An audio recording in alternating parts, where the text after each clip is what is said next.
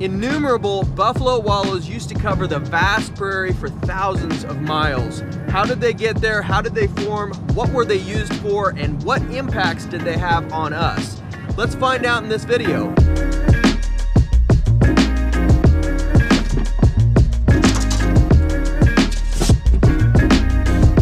So let's start out with, why do buffalo make them? This right here is actually the start of a buffalo wallow.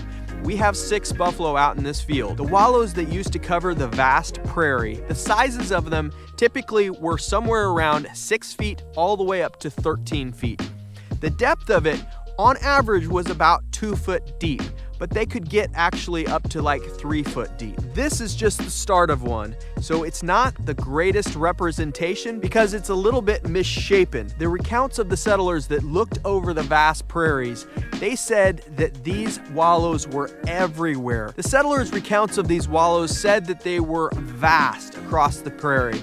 And they said the interesting thing about them is they were almost a perfect circle. They didn't understand what these basically Martian-looking browns were. Why were there these craters everywhere? One theory was that the Native Americans made them from doing their war dances or their powwows.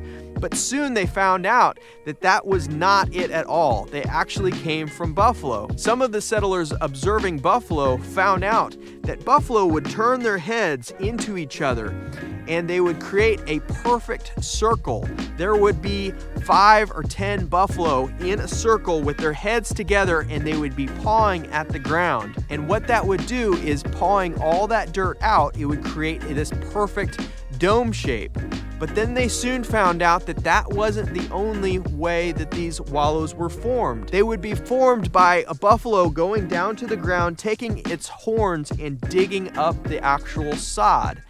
They observed that just like this area, they would dig up the sod and then they would roll in it, and that dirt would end up getting pushed outside of that area. And how this wallow was only made in a year by 6 buffalo, those wallows 100 years ago or more were made by literal millions of buffalo. One buffalo would start on it, the next buffalo would come in, and they would continue to hammer it until all the buffalo were gone.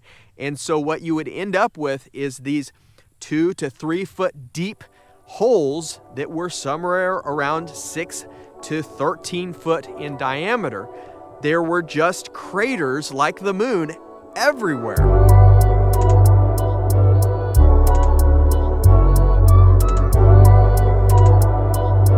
Recounting these wallows, they said that the numbers were literally innumerable.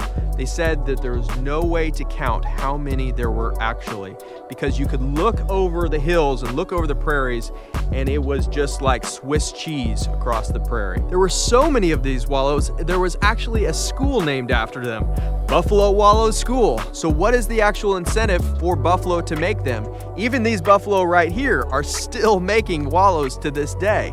Well, there's a few different answers to that. One of the first being was insects.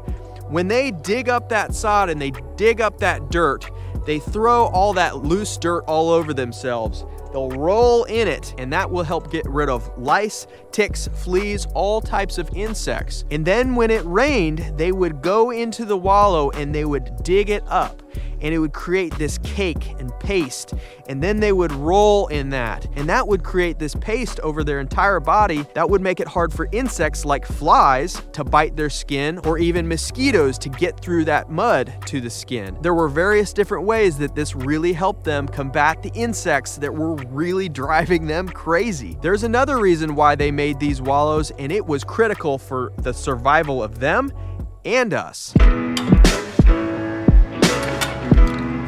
Some recounts said that the color of the mud would actually change the color of the buffalo. They said that it would actually make them look like white buffalo.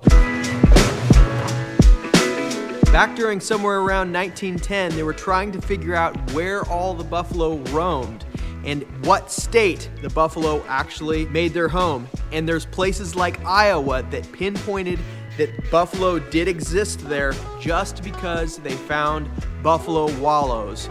They left a trail wherever they went.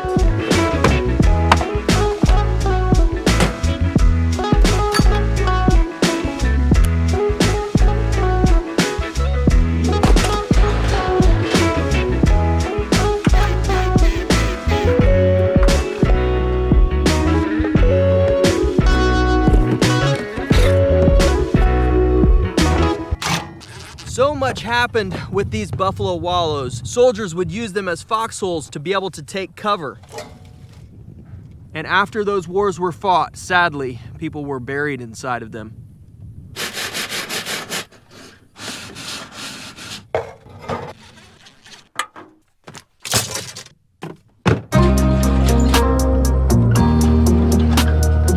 There were two areas on the prairie that were really lush and green.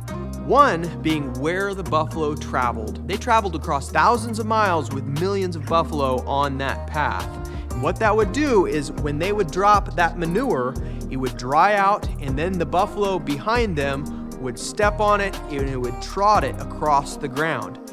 And then that would be a really nitrogen-rich, really fertile soil, and that grass would be lush and green. And they said that years later you could look across the vast prairie and you could see the line where the buffalo used to roam because it was all green in that path line. The other areas that were really lush and green were where the wallows used to be, because that's where the gathering was. They would drop the manure there and it would get trodden into the ground. Same type of principle. But not only that, remember how I said that there was something else that buffalo did other than insects with wallows that was a really key benefit? Well, when you create a divot into the ground that's 2 to 3 feet, and then it's 10 to 13 feet wide, what happens when it rains?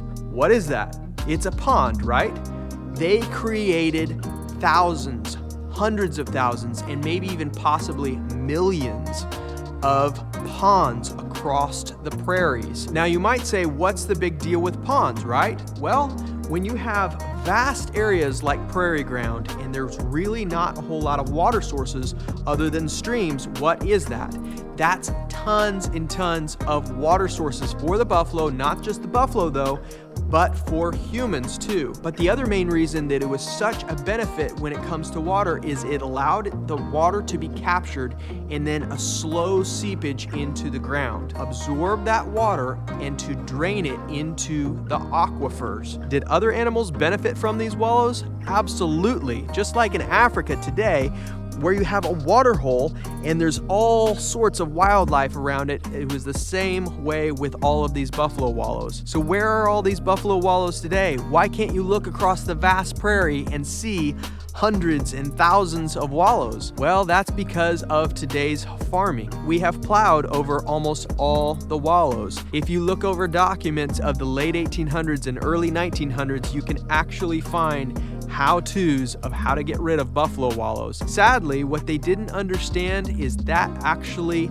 caused droughts. The wallow would allow that aquifer to be big and deep, and also that ground would absorb all that moisture, and it would help farmers resist drought. And today, now that we don't have that, when you have a completely flat ground, that rain runs right over the top of that ground and does not have a chance to soak in fast enough if that soil does not have enough spongy compound to take in that water. That subject will be on a later video though. Wallows were not the only thing that were left from the Great Buffalo Massacres. Sometimes you'll see a random boulder out in the middle of the field in a prairie. Next time you see one of those, without trespassing, I'd like you to take a look on the sides of it. Notice the top is a different texture than the sides. Why?